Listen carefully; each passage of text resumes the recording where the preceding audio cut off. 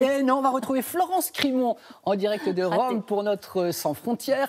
Moi, je l'apprends grâce à Florence. Tous les 2 ans, une fondation anglaise organise une sorte de classement du meilleur maire des villes du monde. Et cette année, le concours était réservé exclusivement à des femmes. Et alors, je ne sais pas, Florence, comment on dit cocorico en italien, bravissimo, mais c'est une Italienne qui a gagné. Bonjour.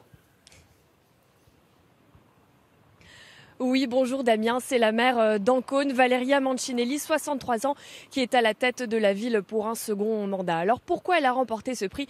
Eh bien parce que grâce à elle, la ville connaît une croissance économique. Le secteur du chantier naval qui était en berne repart, les parcs sont nettoyés et les plages de la côte soignées. Voilà pourquoi elle a gagné. Je vous propose d'aller à sa rencontre avec Lorenza Pansa et Elena Secours.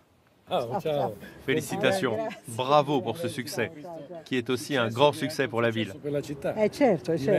Valeria Mancinelli ne peut plus traverser la ville d'Ancône sans être interpellée.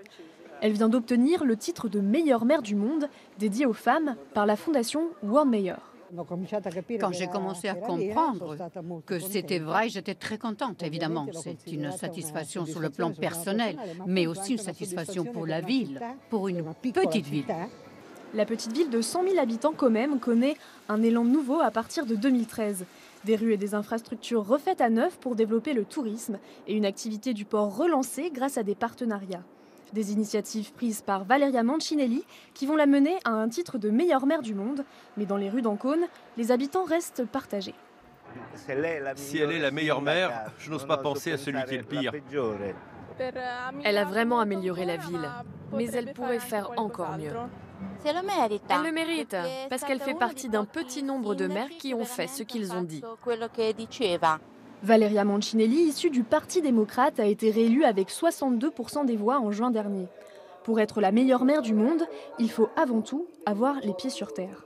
Il faut obtenir des résultats concrets. Les concitoyens veulent pouvoir mesurer ce qu'on fait. Et puis, nous avons besoin de construire une crédibilité. Il faut aussi avoir le courage de faire des choix et donc savoir dire oui ou non.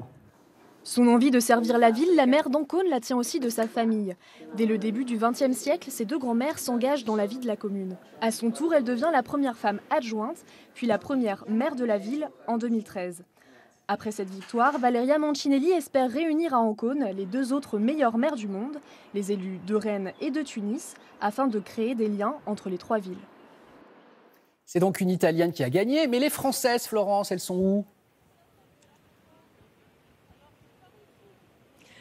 Oui, Damien, une Française très bien classée, c'est la maire de Rennes, Nathalie Appéré, qui monte sur la 2e marche du podium. Elle est récompensée pour le développement démographique et économique de la capitale bretonne. Alors, 2 autres maires françaises ont reçu un prix honorifique. Il s'agit d'Anne Hidalgo, la maire de Paris, et de Martine Aubry, la maire de Lille. Une absente de ce classement, Virginia Raggi, la maire de Rome. Vous savez que la capitale italienne souffre de problèmes de transport, de la crise et des déchets, ce qui ne fait pas sa popularité auprès des habitants. En revanche, eh bien, c'est la maire la plus suivie du monde sur les réseaux sociaux, avec presque 1 million d'abonnés sur Facebook.